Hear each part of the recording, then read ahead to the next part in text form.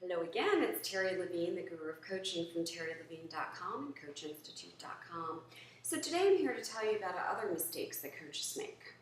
This is another one, and this is one that is fairly common also. When they work with a client, whether in person, and when I say client, it could even be a group. You could be coaching leadership teams or sales teams or corporate folks, any kind of coaching, truly.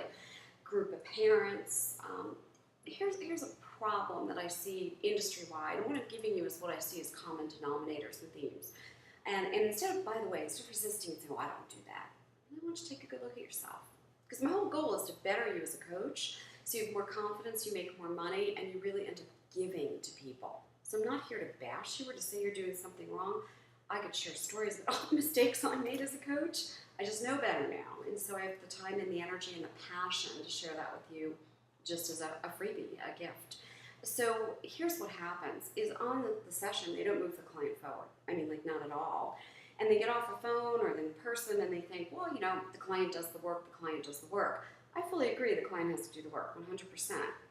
However, it's the coach's responsibility to lovingly kick that client in the butt so they do the work.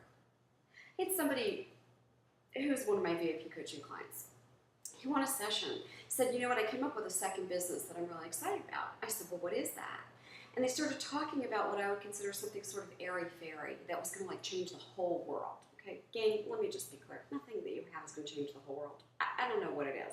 Maybe it's the next widget like a fax machine. Okay, maybe. But there's not like a coaching philosophy that's going to change the world. I'm sorry. I don't buy it. Don't believe it. And you never have to agree with me or buy my opinions. I'm just vocal and I share them. So what happened was I said, let the client go on for a few minutes. I said, stop. Stop. Let me just be very clear with you. That's not going to change the world. That's also not a marketable product or service. It's not tangible. You can't create lead generation for that. You can't create long-tail web traffic for that. It doesn't make any sense. And then I quickly, very quickly, moved the client to the right direction, got them on track, and gave them action steps. Don't just sit there and have a client go off on something that you in your head are going, wow, that's never going to work. So your goal, your responsibility, as far as I'm concerned as a professional coach, is to tell the truth. And to just jump in there and speak the truth. If a person is going off in some wild direction that's going to cause them expenses, no money, whatever it is you're coaching on.